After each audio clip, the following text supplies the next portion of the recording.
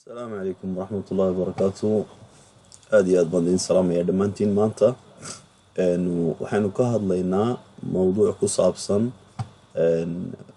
saabsan baynu ka hadlaynaa caafimaadka iyo waxa loo yaqaano duugista ama af ingiriisiga loo yaqaano physiotherapy, af carabigana waxaa la yidhaahdaa almasaaj ama tadliik. inagu waxaynu nahnaa duugista.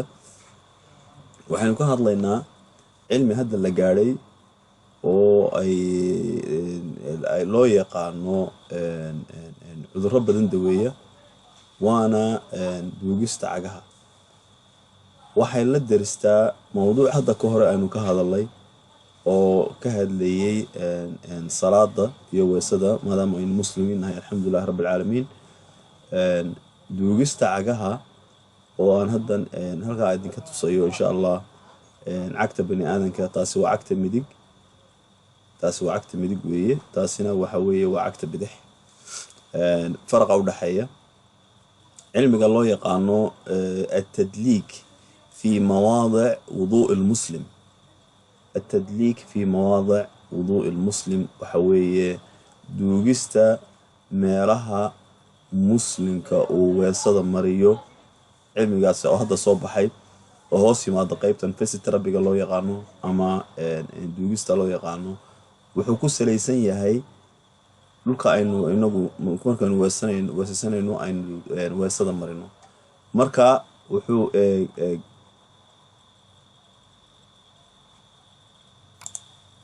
wuxuu ka hadlayaa cagaha, wuxuu ka hadlayaa wejiga, wuxuu ka hadlayaa gacmaha, lugta midig. marka aynu saa u eegno, halkaa waxaa ku jira waa lugta midig. halkaa labada faryarada iyo farta ku xigta hoosteeda waxaa ku jira loo duugaa waxa weeye beerka. lugta bidig halkaa suulka ka hooseysa ee buluugga ah waxaa loo duugaa caloosha. halkaa jaallaha ana waxaa loo duugaa waa keliyaha. halka cagaarka ah waxaa loo duugaa waxa loo yaqaano xameytida. insha allahu tacaala halkaasi waa intaasi areadaas waxa weeye waa beerka. areadaa hadda aan baalka ku wareejinayno waa beerka weeye, lugta midig. insha allahu tacaala halkaasina waxa weeye waa caloosha. pancreaska waxa loo yaqaano inagu waxaynu u naqaanaa af soomaaliga ganaca.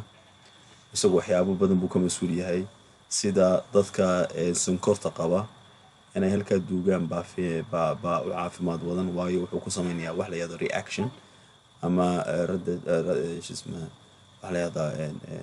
alficl muncakis af carabiga loo yaqaano.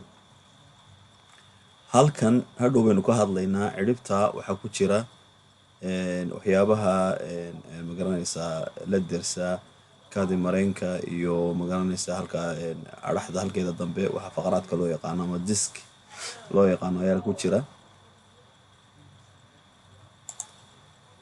halka haddaynu u gudubno iyadoo ka waadixsan baynu arkaynaa beerkii waa kaa halkii aan idiin sheegnay, uurku jirti waa kaa, duburta,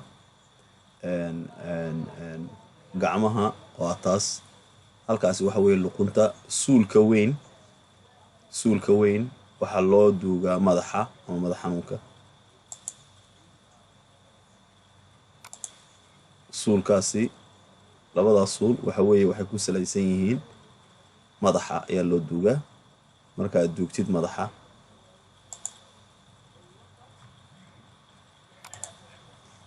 halkaas waxaynu ka arkaynaa waxyaaba waadaxa.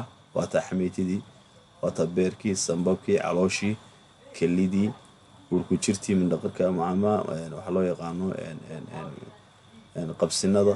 kaasi waa qabsinka. halkaa waxaa mara waa qabsinka aagga. intaasina waa midheerka. duburta waa taas ama halka khurujka. wadnaha oo labada dhinacba ku jira. fardhexada iyo farta ku jirta salkooda hoose waxaa loo duugaa indhaha. faryarada gunteeda waxaa loo duugaa dhegaha. si aynu sheegnay halkaasina waa madaxii insha allahu tacaala.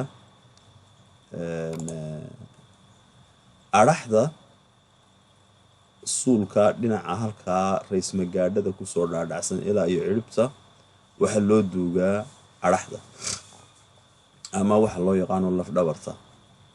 dadku ay xanuunayo diskiga leh intaasaa loo duugaa, inkastoo aaggaas ereyada labada dhinac dibadda iyo gudaha oo lafta sare raacsiisan ay ku saabsan tahay waxa loo yaqaano brostatada ama dadka dhalmada dhinaca dhalmada magaranaysaa ayuu ku sameeyaa reactive. waa cilmi la gaadhay oo ay dadku yaqaanaan oo buwaag ku qoran weeye. marka waxaanu uga jeednaa waxa weeye marka aad weesaysanaysid dhulkaas ayaa la rabaa inaad faraha dhexdooda dhulkaa inaad farta ku adkaysid markaad duugaysid aad weesaysanaysid si duugisa aad ugu magaranaysaa ay uga faa'iidid. casharkaa aan idin soo qoray cashar hadda ka hor ayaan ka hadlaynay sida looga faa'iido markaad weesaysanaysid salaada markaad weesaysanaysid inay duugistaasi ay tahay caafimaad jirka wax badan tara. hal dhulka aan kuu sheegay ee aan ku tusay ayaad weliba aad ku magaranaysaa ku adkaynaysaa farta, waana aad aragtaa sawirkii waa kuwa halka ku yaala. calooshii waa taas, halkan waa calooshii, halkaa waa kelli, halkaasi waa kelli. ereyada aynu u naqaano rays magaadhada waxaa mara labada dhinacba oo xagga lafta xiga laf dhabarta. halkaana waxaa mara qabsinada ayaa mara. cirbaha waxaa loo isticmaalaa waxaan dadkan imsaag ama calool adeyga leh ayaa ciribta loo duugaa. insha allahu tacaala waxaan jeclahay inaad ka faa'iidaan casharkaa oo ilaahay inugu anfaco wixii khayr leh ilaahay inugu anfaco. insha allahu tacaala xalqado kalena waynu ka sheekaynaynaa ama ka hadlaynaa gacmaha markaad weesaysanaysid iyo mawaadica ku saabsan ama qaybaha kala duwan ee ku saabsan ee lagaga faa'iidi karo markaad weesaysanaysid inaad farta ku adkaysid oo duugtid. waayo wuxuu leeyahay neerfooyin ku xidhiidhiya jirka ama ku jirta jirka saameeya duugisteedu oo lagaga faa'iido. wassalaamu calaykum waraxmatullaahi wabarakaatu.